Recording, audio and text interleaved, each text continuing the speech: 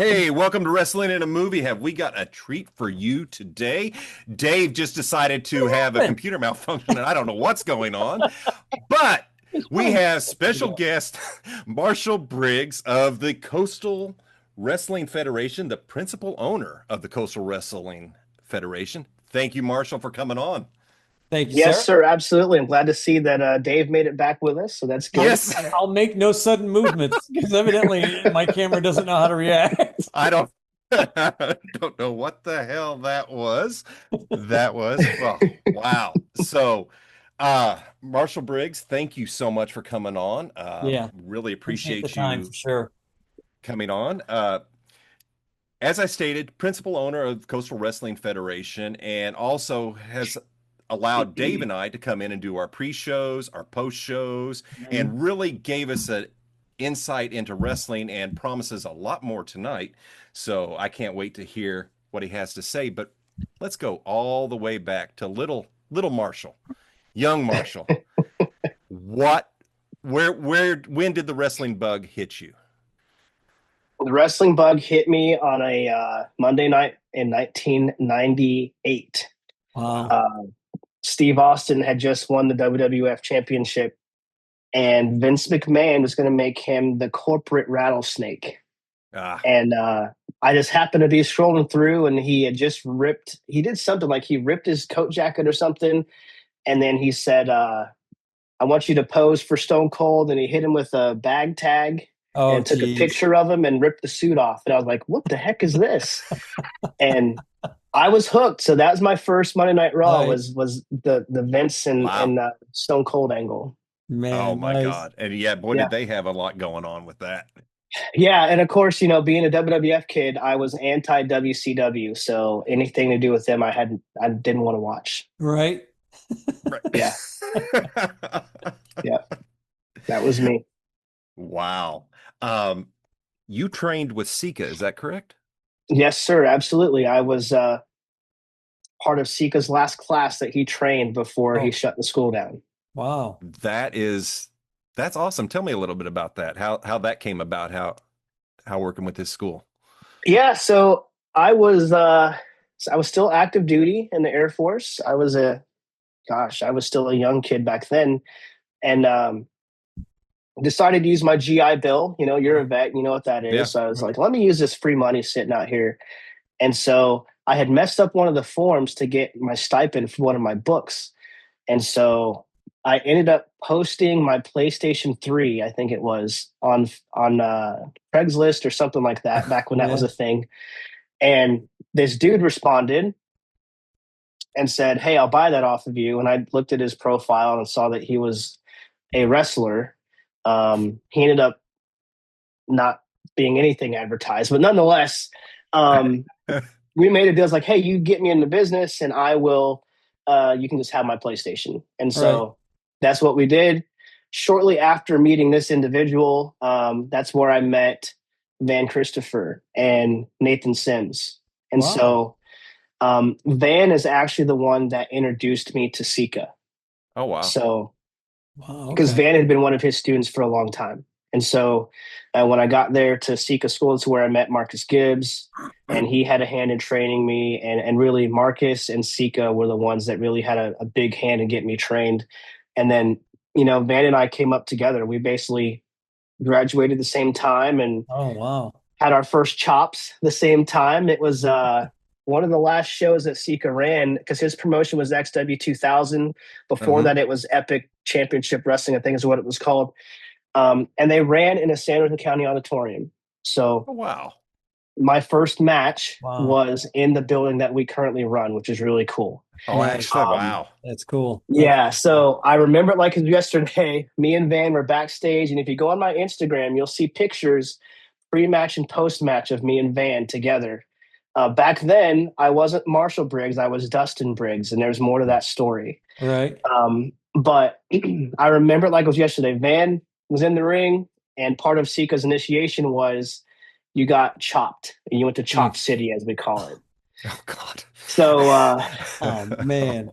they got No. Van in the corner, and Marcus actually pulled his shirt over his head Uh, and chopped him like three times. And I'm just like, ha, they got him. They're not going to get me. And it was like a Uh-huh. battle royal. Threw him over the top rope. Oh, geez. And then it's my turn.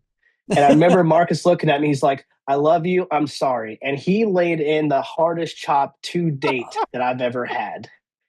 And if you go on my Instagram, you'll see a handprint right here Oh, from Yeah. Marcus's hand.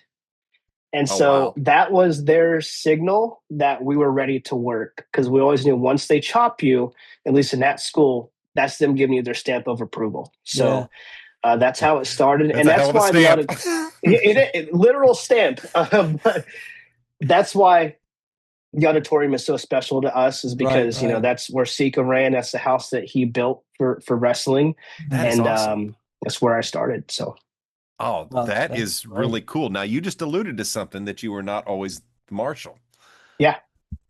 Where where did the change happen from Dustin to Okay. So it's really strange and kind of funny. So in wrestling school, we had to come up with characters, and I was one of the first students in my class to buy gear. Oh, I nice. bought some cheap gear off of like High Spots or something, the generic stuff. It was black tights with gold trim. Right. You see behind me a lot of Purdue Boilermaker merch. That's where I grew up in Mm. Indiana. Their colors are black and gold. I was like, I'm going to be in black and gold gear. Right. Right. So Sika at this time, his English wasn't the best always. And Marcus had told him, hey, Ben's from Indiana. And he's like, who? And he's like, this guy, Dustin. He's like, oh, okay. Sika thought he said India. So Sika thought I was Indian the whole time, Okay. which, I'm biracial, and a lot of people don't know I'm like Fez from that 70s show. Oh, Yeah. yeah. So I was like, I guess I could see how he thinks I'm Indian. He's like, you're gonna be my Indian brother. And I was like, Sika, I'm not Indian. Excuse me. So anyway, Marcus goes, I think, because I grew up on a farm in real life. Like I grew up Right. out in the country, Right. surrounded by a cornfield, and I have always worn cowboy boots and Wranglers, and that's always been my thing since as long as I can remember. And that's what I wore when I first met Marcus. And so he's like, I think there's something there. So I think also, if you go on my Instagram, guys, there's so much history about Briggs there. You just got to scroll down a lot of Yeah. ways. Yeah. But that's actually where I started. Was Dustin Briggs was my name. Hmm. And so Dustin came from one of my best friends. His name was Dustin. And he was one of the few Nice. people that supported me chasing this dream. Oh, yeah. You got to have somebody that helps you or supports He was you. the one. And Briggs was actually a name that I had randomly picked on one of the WWE games back in the day. So wow. Dustin Briggs is where that came from. So Really cool. yeah, so my first promo picture you'll actually see is actually who I ended up being almost 10 years later. Wow. Is Marshall Briggs looks like Dustin Briggs back in the day. Now, when I started Wow. wrestling, though, had no idea what my character was going to be. Our first show after Chop City, our first show, actually, I went out with a T-shirt, my black and gold trunks, and some Mhm. sunglasses. I was like, we're just going to see how this goes. Right. And I'm walking around the ring, and this elderly, she wasn't elderly, but you'd say cougar, I guess you would say. I guess Marcus heard her say, yes, please, as I was walking by. And so he told me that. And so I made it into a T-shirt. So the first Dustin Briggs shirt, it says, yes, please, with sunglasses on it, and Oh, my that's autograph on the back. I still have one left. Nice. awesome. So I start out as Dustin Briggs. So even when the CWF started up, that name carried over. And then it just so happened my arch nemesis, Nathan Sims, was the catalyst behind Dustin turning into the Marshal. Really? So there was a group back in the day called Prophecy that he was a part of. It was Nathan Sims and Michael Hart is his name now, Right. but his name was Michael Darkheart, and a darker version of who he is now. There was some stuff going on, and all of a sudden the lights went out and that thunder hit, and then here comes not Dustin but Marshall, because he stands for law and order. Nice. So technically I'm still Dustin Briggs. Marshall is my title. Right. Gotcha. All right. Yeah. The Marshal Dustin. You know, that is cool. That is wow. So you have And a lot of history with Sims. we'll get into this later, I'm sure, Yeah. but the Marshall comes from my favorite movie, which is Tombstone, which is who Yes. Marshall Briggs is loosely based off Right. of. Yeah, Right. you know, and I'm gonna just not go all the Excuse way me. into it, but I just gonna make a little point about that. Dave and I were talking beforehand, and it's like, man, I see it. I know exactly why.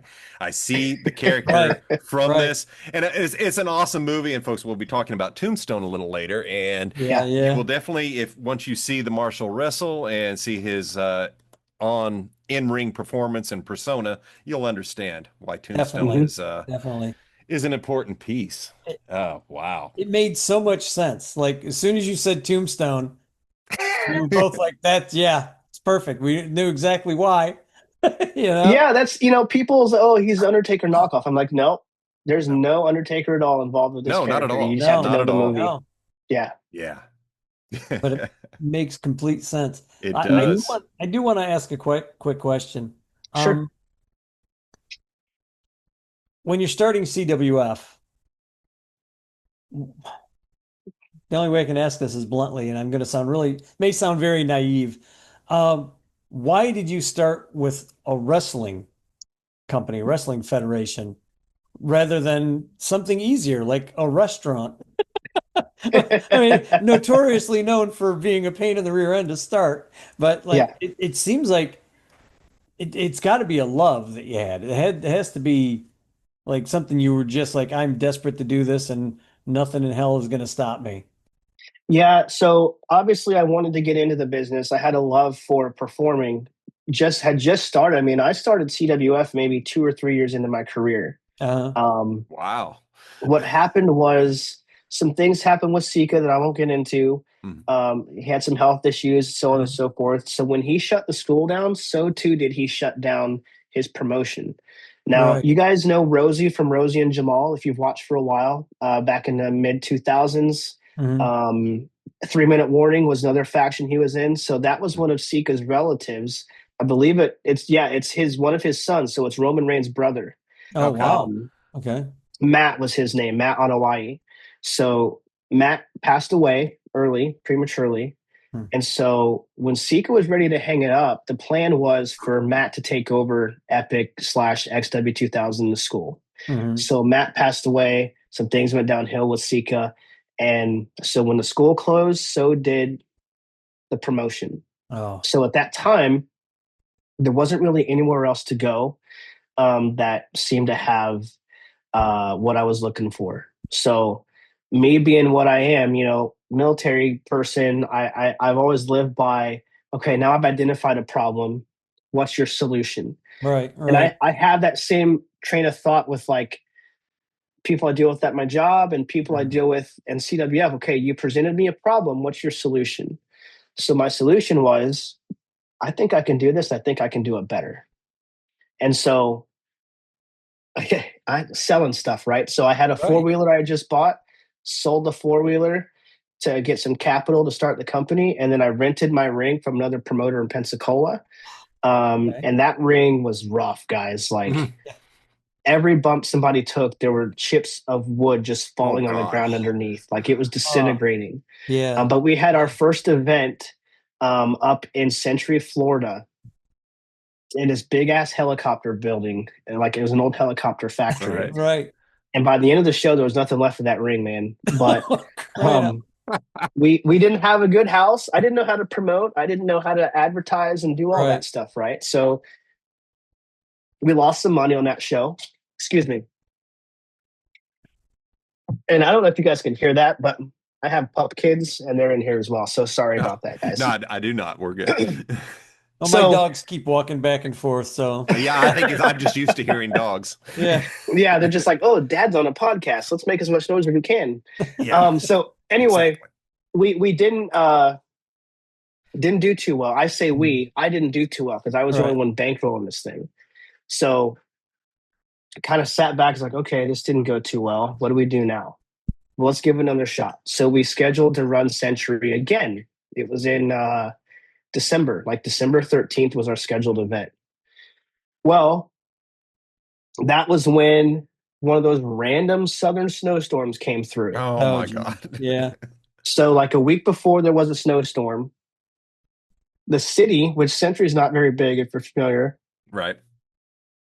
canceled their Christmas parade because of the snow. And what night did they reschedule it to? Oh The The 13th. no. same night as our show. Wow. So I had a roster of guys, and we had maybe 15 people at the show that night. Oh man. And so I had more wrestlers than I had fans in the building. So, excuse me, obviously didn't do too well. So, got knocked down again. I was like, damn, this is really, really hard.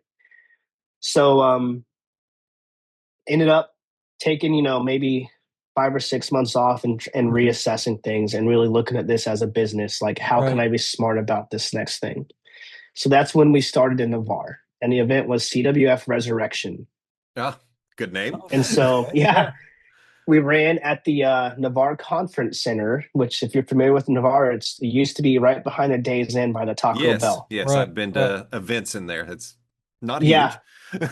not huge at all. No. I want to say our first show, we had about 36 people, which was big for Navarre because Navarre is not typically a wrestling town. So that's where we kind of started and went off. But to get back to your question, Dave, it was one of those things where I really want to wrestle. However, I still owe the Air Force this many years of my contract, which means I can't travel. I can't go to Tampa to go to school or anything like Right. that. Right. The school just shut down.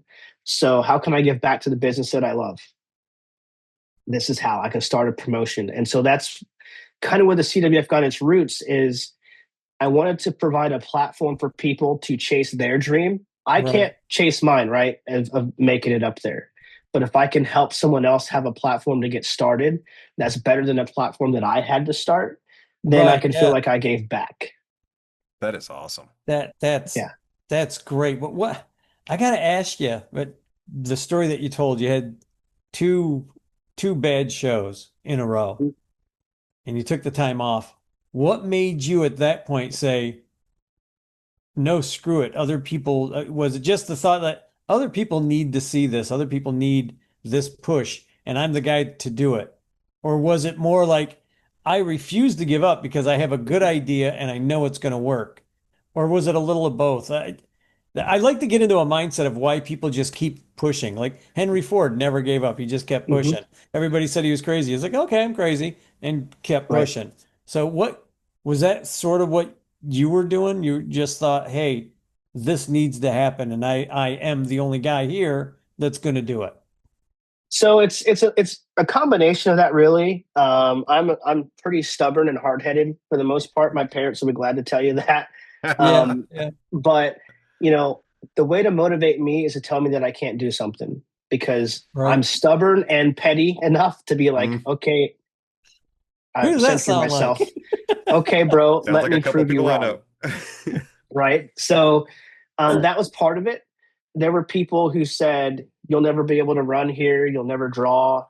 Right. And we'll get into this soon in a little bit, maybe, but there were people that tried to sabotage the CWF on numerous times, Oh yeah. numerous Wow. different occasions because I didn't ask permission to run a Oh my promotion, which, God. It's not the mafia. Yeah. it's not the mafia, It's just petty. and Vince did away with the territories a long time ago. Now, if Right. this were the territory days, Right. that's how it was. You were Right. considered an outlaw mud show or an Mhm. outlaw show if you ran without asking the promoter for that territory. Right. Right. Territories are gone. So that was part of it. I'm like, okay, you want to try to shut me down? Watch this. I'm going to Right. continue to build and continue to grow. So that's what it was, man, is I'm into this. This is something I'm passionate about. And people have told me I can't do it, so I'm going to prove them wrong. And then the last part of it is, I remember my grandma. She's long passed away, 2011. Mhm. One thing she always said was, "If you find something you love to do, you'll never work a day in your life." So it's always been my goal. It continues to be my goal Yeah. for the CWF to be my full-time gig, where I love what I do and it's fun, and that's the goal. So. from my point of view, it absolutely shows that you have fun. It is a business, but you're having fun at a business. And like you said, if you're doing something that you love, you're not working. Everybody that I've seen come through your roster so far always looks like they're having a blast. How, and I know you have to have a dynamic going on with all the other wrestlers. How do you keep them all like on the same wavelength, especially wrestlers that aren't sticking around for a long time, like coming in Yeah. for maybe one or two shows or what have you? How do you keep them like, okay, this is my vision, this is how I got to do it? Is it like wrangling puppies and kittens, or is everybody just kind of going, okay, I get it. I see what you're asking me to do. All right. So I would say anyone who, so there's different roles in wrestling, of course. You've Mhm. got your promoter, your booker, which those are two separate roles. Right. Right. You also have your talent. And so it's very difficult for some people to see a vision if they've never been in that promoter slash booker role. Right. Okay. Um, Makes just to sense. kind of throw it back a little bit, because I'm a student of the game, right? If I want to be successful at something, I'm going to learn the history of it and learn from those titans that paved the road for where we are today, right? Right. So, excuse me, I'm getting over whatever's going around. So sorry for the constant drinking. I'm still doing the same thing. I got it. I understand completely. But it's one of those things. It used to be you had the promoter, which his or her job is promote. Right. Right. The booker is to do what the promoter says, like, hey, I want this, this, and this. Now it's the booker's job to achieve that goal. Um, then you have the talent. Back in the day, it was you did what the booker told you to do, or you left the building. Right. That was Right. it. But there weren't as many places to work back then. It was a lot harder to get into the business. Very easy now to get into the business. Almost anybody can do it, depending on what school you go to, or if you go to a school or not. I mean, you Mhm. go on any social media and you'll see places booking guys that have no business being on the other side of the guardrail.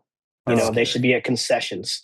They're untrained, and it's just some bookers, Dangerous. or promoters. yeah. They'll get a tax return, they'll buy a ring, and think they can run a show. And so it's important to me to make clear to anyone that wants to work with us Oh, that this promotion is different. So we do have a business mindset. Like, right. you know, Right. when it comes to booking talent, everyone has their own worth, right? Like, I think I'm worth $70. I think I'm worth $300. Mhm. Okay, that's great. Let's say I pay you $100 and tickets are $10 a piece. Are you going to bring in at least 15 fans so that I can make a profit? Right. Right. Otherwise, I'm just paying you, but there's no return on that investment. And so if you Mhm. don't look at this as a business, you're not really doing anybody any good. Now, Right. on the flip side of that, if I'm a talent, you want to look at like who's on the card. Like, what is this flyer going to look like? Who am I going to be next to? Mhm. Because when someone wants to come work for us, I go look at your social media. I see what kind of flyers you're on, what events you're working. Does your look, does your brand match our brand, what we have here?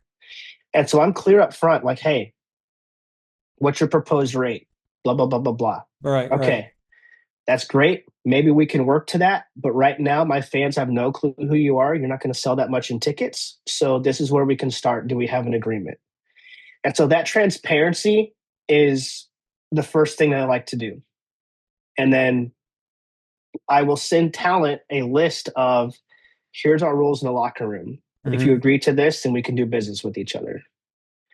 I won't disclose what that is because that's behind the scenes, Yep. but that really kind of lays the groundwork. Like, here's the expectation. Here's Mhm. how we do business. Mhm. Here's what I'm going to pay you now. Here's what we can agree to pay later. And if we can come to terms, then we'll do business together and work Right. together. Right. Makes sense. So that kind of gets people in the door. So when it comes to it is like herding cats a lot of times because to be honest, you have to have a huge ego to do what we do. Oh yeah. And Yeah. I so imagine. when you get a lot of alpha personalities and huge egos in the same room and try to get them to do the same thing, it's hard. Yeah. And Yeah. so one of the biggest challenges I've had to learn to overcome is teaching talent like, hey, a lot of times talent will have concerns like, well, this is going to make me look bad, or this is going to damage my character, or this blah, blah, Right, blah, blah, right. blah. And I'm like, listen, I'm a businessman. This is a business. It does me no good for me to book you or put you in a light that does not make money or have a potential to make money. Right. So, Right. and I'll tell people, I need you to trust the process. I need you to trust the creative, because we tell stories in the CWF. That's what makes us unique, is we are very storyline driven. Yeah. Yeah, you Um, are. you won't typically see matches thrown together unless something catastrophic has happened before. All right. But you have to understand that by me booking you, I'm in this. That's an investment for my business into you. Mhm. So a good businessman doesn't make bad investments. So I have to book you to where you'll ultimately look good, to where the business will look good, and the Mhm. person you're working with is going to look good. Now, there'll be times when you have talent that I don't want to do that. Okay, well, I don't have anything for you then. Yeah, makes sense. Or what's your alternative idea that you have Right. so that we can work together?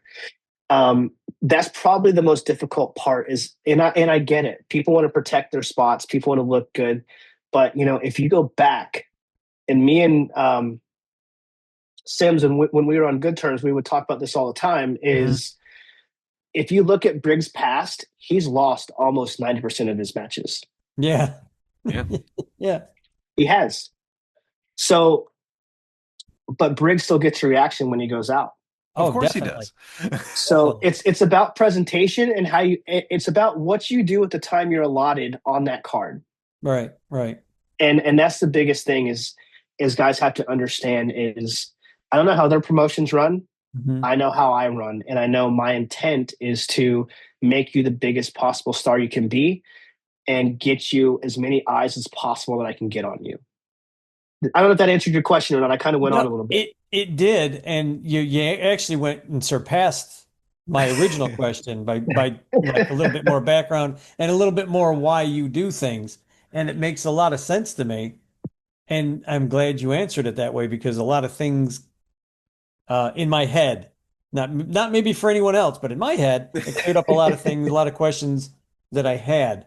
Um, Damn, I just grenaded the whole interview with one right. answer. Sorry about that. Yeah. No, it's all good. No, It's no, all no. There is one big question. I don't know, Scott. I've been Yeah, I talking. wanted to Sorry, expand go a ahead. little bit Get in on there. this because Yeah. because you talk about stories, and I'm the type of wrestling fan that, yes, I want to see wrestling, but I need to see a reason why. I want to know Mhm. why the guys or the Right. gals are in the ring. What brought them to the fight? What got us there? And if there's not a good enough compelling reason, as we were talking earlier about Raw, uh, it's not something I want to see. So, Right. and that I do appreciate that you lean into the stories. We get some cool stuff here. Um, are you that pretty much the head of creative as well? Are you writing these stories? Yeah, so I've been the head of creative since day one. I do have some input with my buddy Josh. He helps out, Hmm. and Tim, my lighting and sound guy. I'll bounce some things off of him Hmm. and be like, "Hey, what do you think about this? What do you think about that?" I do take input from talent sometimes on, this is what I have in mind for you. What ideas do you have? Sometimes I don't though. Sometimes I hold that close to the chest because, kind of to the last answer, you'll tell someone, "Hey, this is a creative for tonight." I don't want to do that. Mm. Okay, well, if you tell them that creative before they come to the show or before they drive to the venue, some may turn around. I actually had a Oh, person just no show because they didn't Wow. like the creative, which is very unprofessional. But yes. sometimes you have to hold that close to the chest. But Mhm. again, they have to understand that this is a business, and my job as the booker in that aspect and the head of creative is to make this compelling. Like you said, if you don't have a reason to watch and you're not bought in, why would you watch? Yeah. Right. Right. I want to know why you're fighting over some shoes. That's all, or Right. nipples. And Right? so that goes back to the first Raw I saw with Austin and Vince. It's like, why did you Yeah. just hit that guy in the balls? Yeah. Who are these people? What are they doing? I gotta Yeah. know. What Yeah. what is this? What's Right. going And on? so that's a big thing with the CWF. Crestview, if you're watching, listen, I know our last event was long. like 3 hours. And there's this one guy who doesn't pay attention to the clock named Marshall Briggs who went extremely long in his match and segment. But this goes along with the story, right? So we were at a very important point in the long-term storytelling of who attacked Briggs. Right. So as we're telling that story, and I've been in this long enough to be able to feel the crowd to where, okay, I've got them hooked. Yeah. So now they're bought into this. So let's see how much juice we can squeeze out of this. Right. To really build to the next thing. So that's why, if you go back and watch, I'm really selling that, looking at Jack and waiting for him to beg off. And I'm looking at Colt, and then I'm looking at the crowd, and it's very slow, but it's intentional. It didn't and feel if you slow, go back, though. No, it didn't feel slow. And you guys are in the crowd. Maybe you can correct me if I'm wrong, but it didn't feel slow. And feel free to. You're not going to hurt my feelings. I'm not going to correct you. No, please do. In this aspect, please do. I'm not correcting you at all, sir. I've seen what people Hey, you do. Dave said one day, I'm going to get this out here real quick before I forget. Dave said he would go through a table for the podcast. All I'm saying. For the podcast. I'll keep that in mind. After I'm completely healed and when my leg is healed, I will be more than happy to do that. I will keep that in mind, Dave. I'll not let my wife see this because that will be a secret. That'll be the thing that I come back and I'll be like this. She'll be, what happened? Oh, Marshall Briggs or somebody threw me through a table. Don't say that. The one time we get a sponsor, they'll back out. So, gosh, I don't know. Like you feel the crowd is buying into this. Right. And I know what the next step is going to be. So I'm just like, let's really dig into this because they're hooked with this right now. So we went a little long. I feel like it kind of paid off at the end for those fans that did stick around for that long show. Yes. But that's the thing is that sets us apart from other promotions is we are so invested in storylines and storytelling. Right. And that's something that I feel is missing from wrestling today is there's no characters anymore. Everyone is a first and last name. Right. Yeah. Right. Who's over the top, and what stories can you dig into? We were talking about a storyline earlier that I'm not going to mention, but it's like you didn't need to add that element. The story was right there. Right. Right. Right. And sometimes it's so easy to tell a story and it doesn't have to be convoluted. It can be very simple because listen, a lot of our lives is too complicated as it is. Give me something simple to bite into. That's what Scott's always saying. When we go to these shows, we buy in. Like I'm the kid with my nose over the fence watching The Secret, watching the guys play ball in the back. When I'm there, but I don't know what they're doing. Like I have no idea what they're doing. So I just go back and, play with my Tinker Toys until the game's on. When I'm watching the game, it's reality. That's a complete reality. I submerge myself into that 12-year-old kid. And I'm going to bring him up again. Here he comes. I'm watching Dick the Bruiser beat the hell out of a guy in the ring. That was my guy back in the day. That's who I am again. So I watch this stuff and I get excited. I'm watching somebody get hit. I'm watching the ref have his back turned. It's like, no, turn around. I'm yelling. Where do you get these refs? Turn around. He's right there. I got to talk to the HR department who's hiring our refs because they're terrible sometimes. But it's, like that's the thing is one thing that Sika did teach us, and he's old school, he's very old school. He's a Hall of Famer for a reason. Was our job is to suspend disbelief. Right. And, going back to that segment at the last event, the fact that everyone involved in that segment had bought in themselves and felt in the moment themselves. Right. And if you go back and watch Jay Blanchard's reaction to Jack, he was feeling it. So if those of us that are performing feel it, you bet your ass those people in the crowd are feeling it. Yeah. So that's why we just kept rolling with it. And that's what makes it special. And it works. So do you do that a lot on the fly? As you're out there listening to the crowd, does that change anything on where you were going to go with it, or with not just that storyline, but any of them? Is there like times that the crowd makes you second guess or change something? There are some times, yes. What I'll tell you about my promo specifically, I have nothing planned when I go out. I have no clue what I'm going to say. I may have one or two bullet points.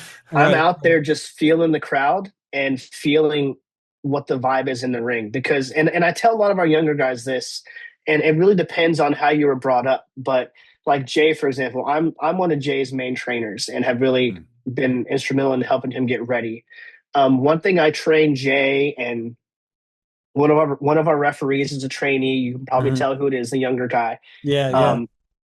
I'm like, listen to the crowd, especially in our area. They will tell you exactly what they want to see and what they don't want to see. And so the problem is, if you watch WWE right now or any of the other promotions, really, a lot of it is, and I'll use the same analogy that I've always used. A lot of it is alphabetic wrestling, A, B, C, D, E, F, G. Right. And I get that because you've got to hit your cues for TV. You've got to have a certain camera angle. I get that. And that's a lot of justification I hear. But here's my counter to that.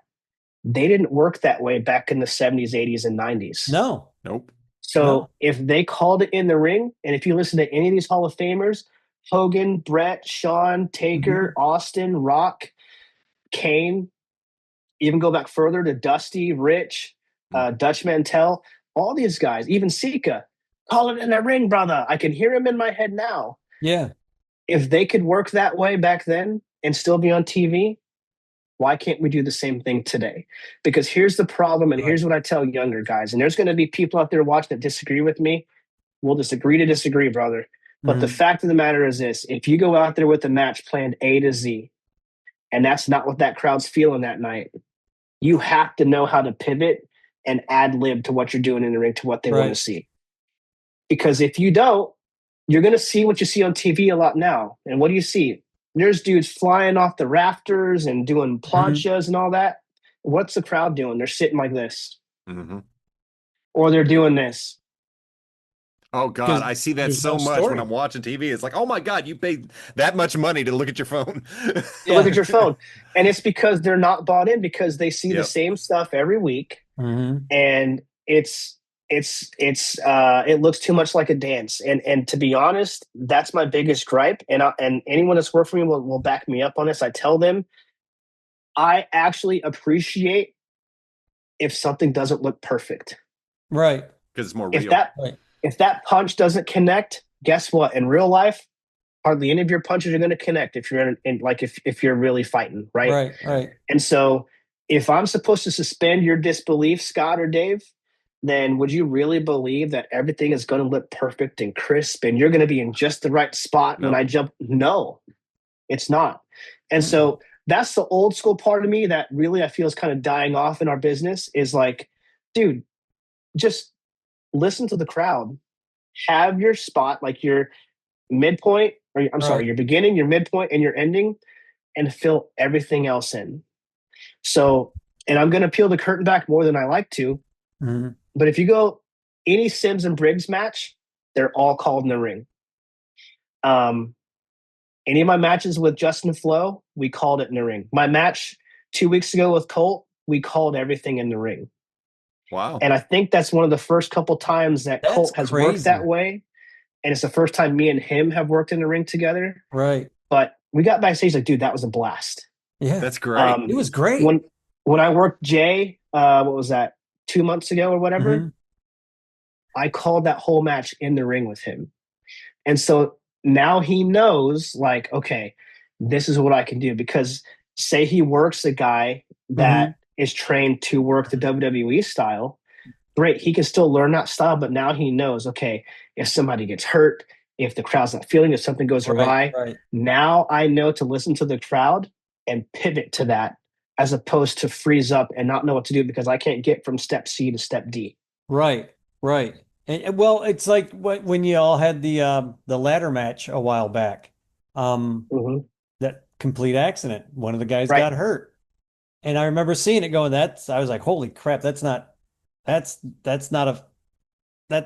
That was a solid hit. But you had Orion and Jack, they just kept going on. And I felt so sorry. I felt sorry for Bryce, but I felt even more sorry for the two in the ring that couldn't roll out of the ring to take a break. I'm like, crying out loud, I can't imagine how beat up those guys were by the end of that. Oh my God, fight. yeah. I was just like, oh my God. Funny story. Just dying by the time it was over. funny story, and he's gonna hate me for telling this story, and I know Uh-oh. he's gonna watch this. And just know, brother, I'm laughing my ass off because I know you're Oh gonna be no. pissed.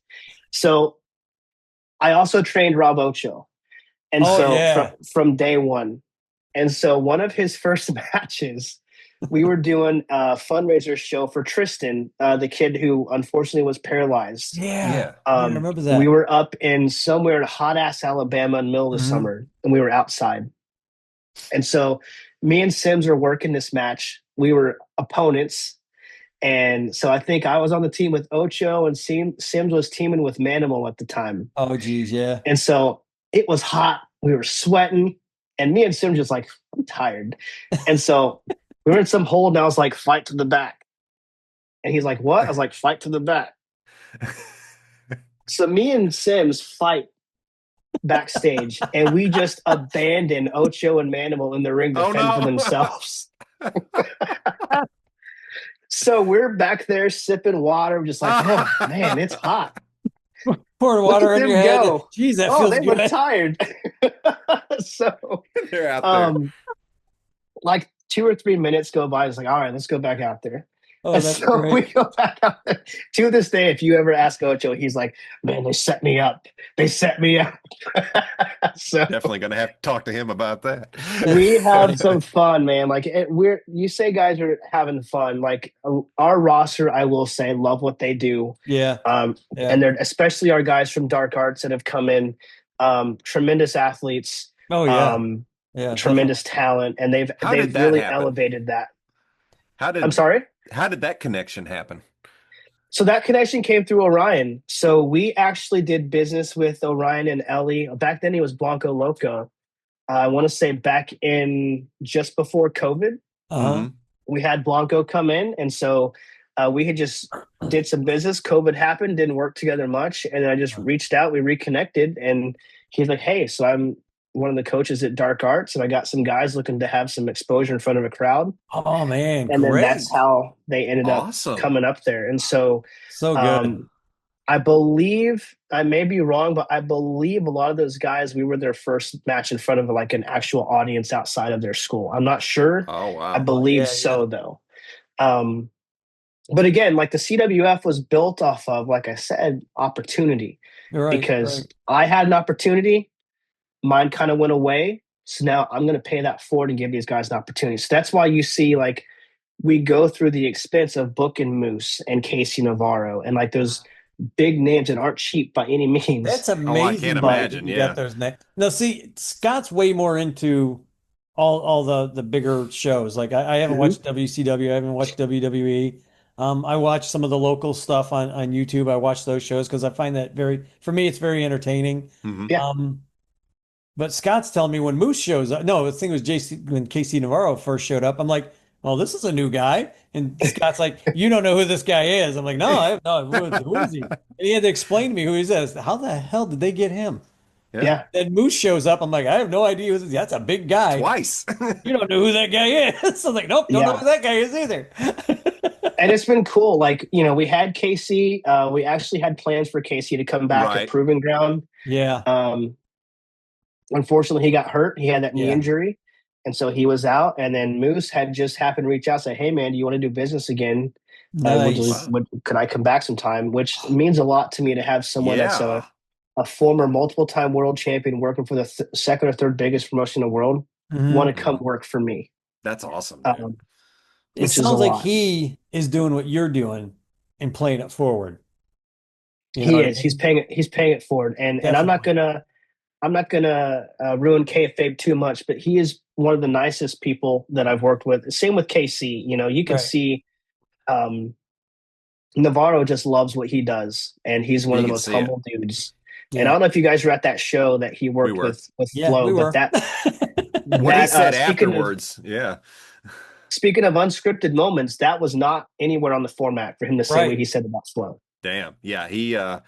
He really had some great things to say about Flo. We were there, and it's like that was a hell of a match, and it was very entertaining, and it was disappointing that he got hurt because we were looking forward to him again. But anytime seeing Moose in the ring is always a pleasure too.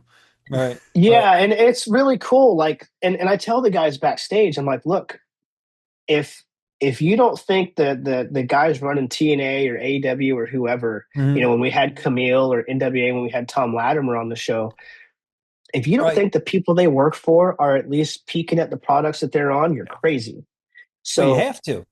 you have an opportunity to have these eyes on you that you're not going to have anywhere else in the Gulf Coast, Mhm. giving you this opportunity. So, like, if you're on a flyer with Moose, that's huge, right? Yeah, Yeah. right. So when you meet him backstage, of course, regular customs and courtesies, right? But also ask him questions.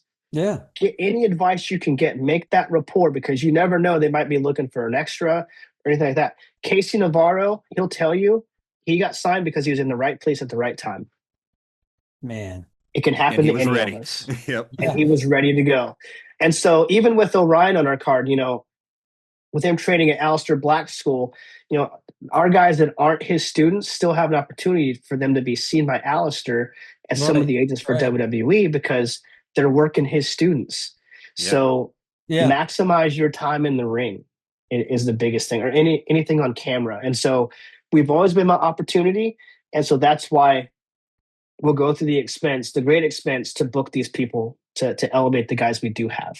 We've always said that whenever we do like the podcast for the shows, that it's probably the best bang for your buck as far as entertainment in this area to go to a CWF show and to support your show. You said you ran a little bit longer in Crestview. I don't think anybody that was still in that room cared about the time. No. It was just everybody was so Those of involved us that in the stayed, story. yeah, it was. Yeah. And it was worth. I mean, it's like Yeah. you spent X amount of dollars, you sat down and you watched 3 hours We got a hell of of a show that night. guys Yeah. beating the hell out of each other and telling a good story. And if you're paying attention, you know what's going to happen in the next one, or you have an idea, your hopes of who's going to win. So it's so well done. It's worth every dime that Well, we anybody. did not predict that ending at all. I don't No, think anybody could have predicted that. Oh no. my God, that was pure Marshall Briggs right there. That's all. Yeah, so that's that whole thing, without peeling the curtain back too far, Right, that whole right. decision was made after doors opened. Really? Oh, Yeah, wow. some things real world occurred, Right, and some right. changes had to be made to accommodate the Makes sense. changes for the talent, but also to protect the integrity of our world championship. Right. So Makes sense. there's no heat, there's no beef. It's just a matter of what's the best thing to do for the company, the talent, and the championship. Mhm. Because yes, it is a work, so to speak, but Mhm. that title has meaning. Yeah, So yeah, we had to Of course protect it that. does. So that was all made after doors open. yeah. That's amazing. It was freaking well done. That would make The me so entire nervous. crowd went nuts. The entire crowd went absolutely bananas over that. It's Yeah, like, that We'll see what was. happens in a couple weeks at right? Oh in yeah, Right. Milton. Looking yeah, forward to that. definitely, definitely are. So I'm sorry, I'm going to ask you No, go one more ahead. question, and this may lead into another question. Of Sure. When course. when Ellie showed up initially, I think she shows up before Orion. You notice her, Marshall Briggs. You notice her, and you're having the history. Is there a real history there? Did she actually wrestle for CWF before? Or She because did. I've tried to Yes. look for some videos and maybe I just haven't gone back far enough. And I was like, am I making this up in my head? Did I remember it wrong? No, she worked. I believe at one point she wrestled Blanco Loco on one of our cards as Oh well. wow. Okay. And All right. this was pre-COVID that they were Right. with us. Okay. I So haven't gone yeah, back far enough then. Okay. we go back quite a ways with them, and it's always tremendous to have them on the event, of course. So yeah, there's history there. You knew who she was. I want to ask her if we ever have her on the show, whether she's taken any acting classes. Because her just walking out and you seeing her entire attitude, her entire demeanor was just, you knew she was the bad guy.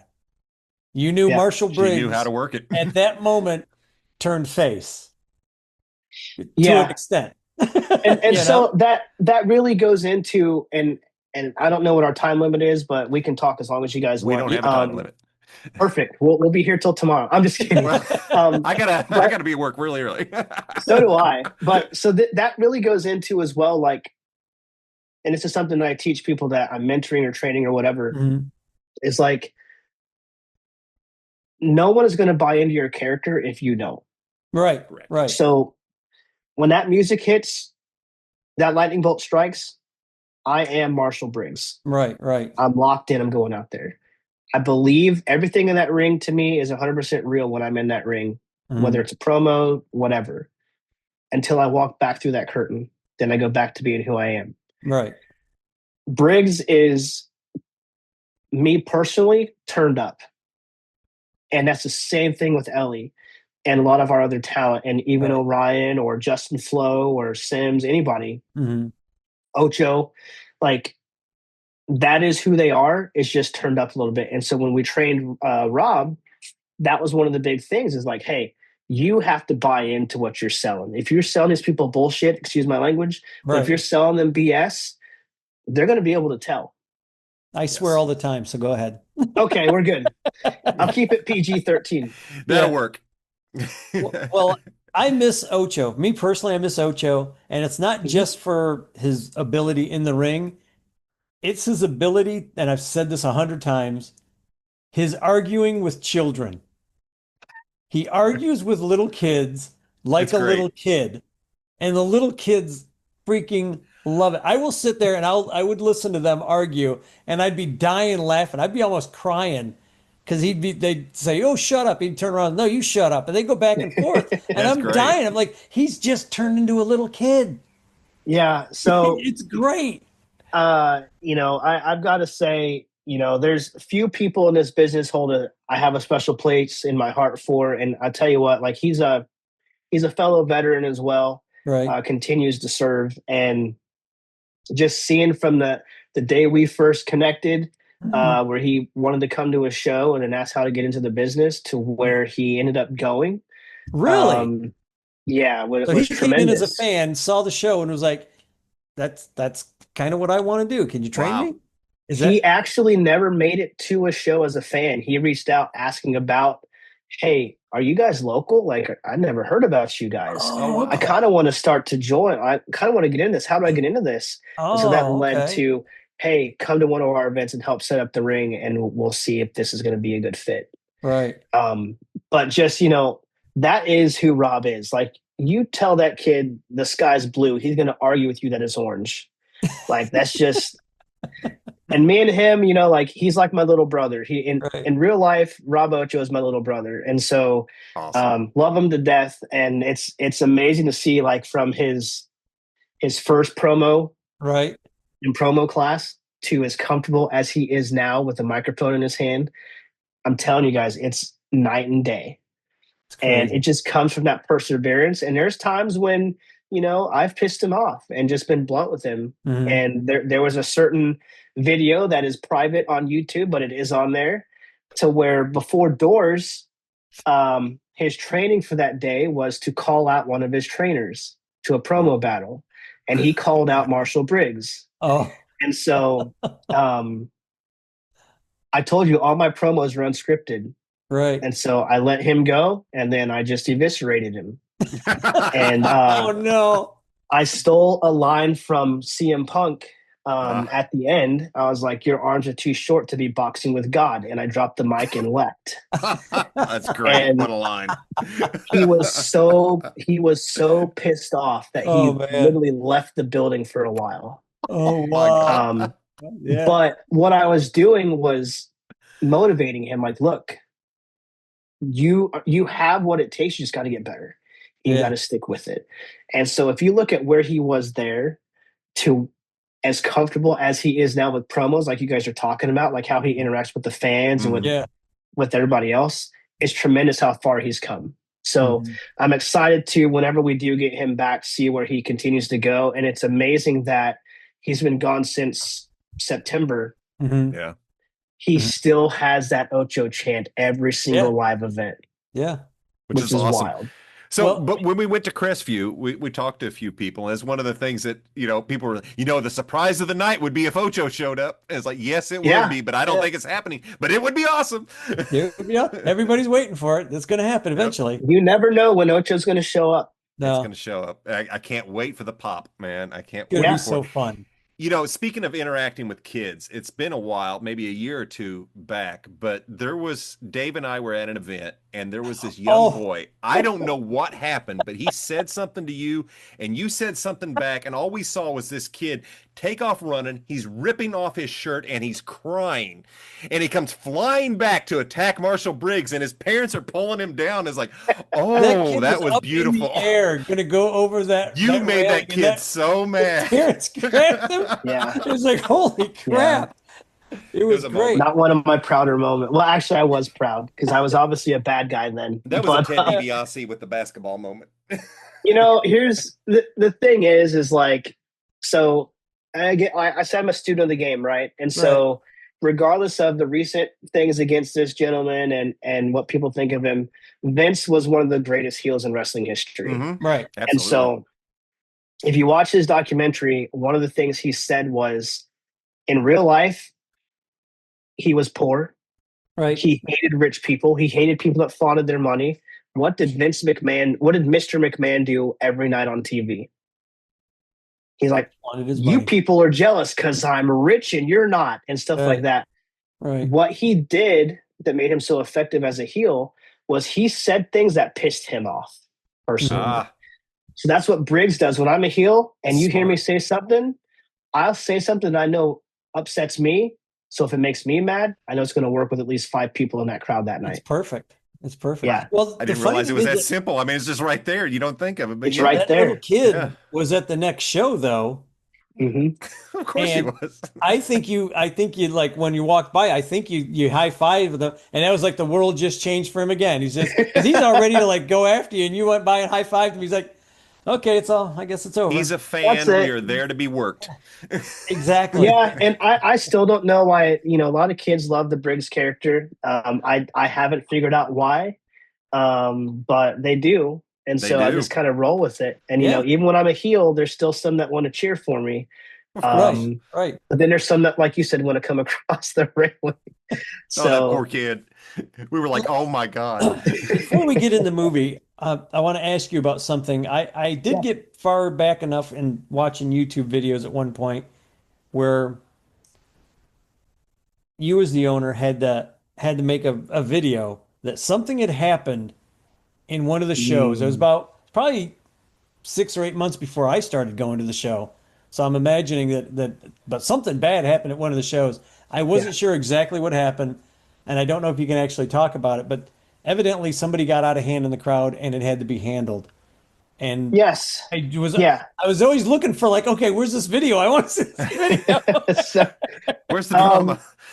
So what happened was we had, I think it was 4 individuals showed up completely lit to the event, and they were dropping F-bombs and just being ugly and being obnoxious and loud. And, we have a B word almost every event. It's kind of a running joke now. They're like, oh, we didn't have a bitch yet on this show. So it's usually me or someone else will say it, just comes out.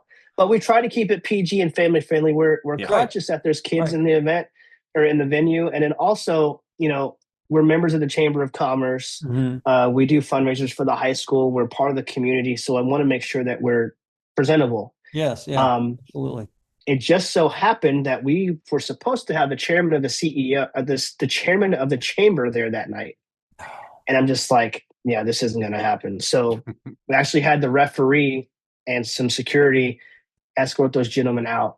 And so I felt compelled to make a video and say, look, this is unacceptable in our live events. And if you can't conduct yourself respectfully, then this is not the place for you. And so I would rather lose money in tickets from having people like that not show up, as opposed to have them there being a liability for one, and just being a bad part of the show. Well, I think I had said early on whenever we first started doing this, I had said to Scott that I was like, I had to really admire you for doing it because one of two reasons, what you just said, you lose a little bit of money on those guys. But if you don't take care of that problem right away, it's going to spread and people are going to say, it's not family friendly. I don't want to go there. Yep. So Yeah. you lose even more money. So take care of the problem, get it out of the room and hope it doesn't come back. Yeah, and we'll touch on this a little bit, but I did just want to expand it a little bit. Like, Mhm. I try to make the CWF different. Like, we don't have beef with any other promotion in our area, and there's Right. multiple Right. promotions. There's enough fans, wrestling fans, for everybody Mhm. to run a promotion. I just know how I do business and how I want our promotion to run. It is a Right. business. This Right. is not a hobby. Um, we're here to try to make money, make a profit, and grow. So. Um, there's no beef with other promotions, but sometimes people just get insecure, I think, with like, well, look what they're doing over there. Mhm. I'm Mhm. not trying to put you out of business. I'm just trying to do the best I can do for my company All right. because I'm invested. I use my GI Bill to go get a bachelor's degree and graduate valedictorian for the CWF. Nice. Like, I put in that because I'm Yeah. invested in this. And so you're damn right. I want it to be the absolute best that it can be. And so, there's one thing I will say openly, and I don't Uh-huh. have a problem saying this, is I'll tell talent, look, I'll never tell you not to work a promotion. I'll never tell you to turn down a booking. But what Right. I will tell you in full transparency is depending where that booking is and how you're presented may affect how I book you. That Right. makes And sense. the reason is, like, so if I have you on a card with Casey Navarro or Mhm. Orion or Moose or someone like that, and then you go 10 minutes down the road and you're working with someone that looks like they should work at the Waffle House, like, Right. that doesn't do anything for our brand. So, like, if you beat someone who looks like they go to the gym and takes care of themselves in the CWF, and then you go lose to someone who is the complete antithesis to that, Right. Yeah. Right. That then makes there's sense. a Yeah. credibility issue there, right? So invest in your brand. Like I tell wrestlers, anyone watching this trying to get into the business, your character is not just your character. That's your brand. If you Mhm. come to a CWF show, you're going to see a lot of our talent are selling merch. That's their money, their merch. They keep all of it. Right. That's their business. So how do you want your brand to be presented? And just keep that in mind with bookings. Whether if the CWF isn't a good fit for you, Mhm. no hard feelings, but I hope you find somewhere to go that you can achieve your dream. But you have to look at this as a business and a business investment. Otherwise, what are you doing? It makes sense. Yeah. Yeah. Yeah. Absolutely. Well, how does somebody how do you just receive like video packages from talent, or do they just reach out, or how does somebody if they're a wrestler is well, let me just back up. As an actor, that's what we do. We have a demo Mhm. reel and we just send it out and things like that. Is that kind of how wrestlers work when they're trying to get into promotions?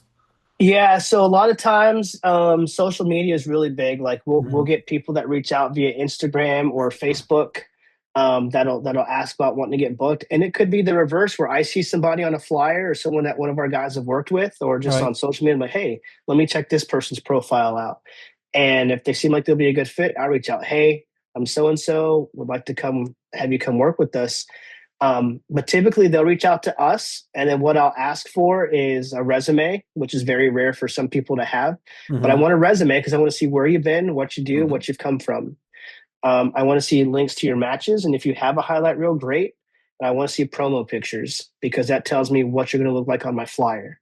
Right. Um, I will say, I don't know if I'm unique with this, but as me as a promoter and a booker, what impresses me more is if someone sends me highlight reels of them losing, Mm. because to me that says that you're humble and you understand what we're doing as a business. Like, if you're Right. sending me Right. everything that makes you look great, that's awesome, but what are you doing for the guy that's in the ring with you, or the gal that's in the ring with you? Right. So I would rather someone send me them losing and putting someone else over, as we say in the business. Mhm. To me that means a lot more than you sending me, this is how great I am. Cool. Also, show me how great you are helping to further the business when maybe you're not the guy winning. It makes sense. That makes Yeah. absolutely makes sense. Yeah, because there's so many wrestlers that are fun to watch, and that's pretty much all they do is they get the other person over, and it's Yeah. just Yeah. it's Yeah. it's part of it. It's cool to see. What's the Yeah, that's a Miz good been point. doing? What's the Miz been doing for the past decade? Exactly, getting What did everybody Dolph? over. What did Nick Nemeth do his whole time in WWE? Mhm. And he's True. one of the greatest performers in the world. Yeah, they got to be So humble. they got to be humble. And that's like I said, Briggs may get his stuff in, Mhm. but if you look at his win-loss record, Briggs hardly ever wins matches. Yeah. I Yeah. never even put that together until you said that. It's like you are wow. Yeah, and that's by design. And I only wrestle when I need to. Like it's not about me being in a spotlight. Right. It's about furthering these guys. So if there's a reason for Briggs to step into the ring and put on a match, because I know I may not be known to anybody else outside of our arena, but those fans there know who Marshall Briggs is. Right. They hold Briggs at a certain level. So if Hmm. I can use that to elevate somebody, like what we did with Jay, that first match that him and I had, Oh Yeah. yeah. Yeah. what we did with I don't know if you guys were watching the match I had with Donnie in Yeah. Pensacola. Yeah. Yeah. Donnie beat Yes. me. Oh yeah. Donnie beat me. Yeah. That's right. So That's right. like it's not Poor Donnie. about wins and losses. It's Poor it's more Donnie. about like what's the story we're telling? Right. Does it make sense? Yeah. Right. That's all we're here to make sense. And real quick before we go to the movie, I know, but if I didn't mention this guy, I would be remiss. Um, I talked about Van Christopher earlier. Mhm. Mhm. And so if I have any regrets, it would be that we didn't put the CWF title on Van before he passed away. And so that was actually one of the steps we were about to take because I just turned him heel and he didn't want to turn heel. Oh no. I was like, Van, trust me, brother, we'll make this work. Yeah. And the plan was for him to feud with I think Sims was a good guy at the time. Was Uh-huh. to feud with Sims for the CWF title. But the D1 title, the joke backstage is the D1 title in some ways means more than the world title. Mhm. If you look at that championship belt, it's bigger than the world title. Hmm. It's newer than the world title. You're right. That wasn't necessarily the plan, but when he passed away in August of 23, that he was like I started with him. Yeah. He was my best friend in the business. That was one of Sims's best friends in the business. And so that title is our legacy to Van continuing to live on. Right. And also a little Easter egg I'll give you guys. If you ever look at our entranceway, there's always going to be one white light shooting up somewhere. And that's our tribute to Van every single show. I've noticed Beautiful. that. I always wondered. I was always thinking. It's That's funny because I awesome. look at that light and I'm like, somebody forgot to put that out. Yeah, in because again. I But that promised makes sense his now. I promised his family. I don't know if you guys were at the tribute show we had for him a couple of days after he passed away. I promised his family in the ring. I said we will always let his legacy live on, and we will not let it die. Mhm. And so that night we retired. I'm sorry. The current breakout champion vacated the title. We awarded it to Van and retired the title, so he was forever our breakout champion. Right. Because that was the first title that he held, and he was the first one to hold it. And then we gave that championship title to his family. Oh, and so that's when the Division One title was born. So his legacy will live on. And as far as writing a show, because like I do all the graphic design, I do that.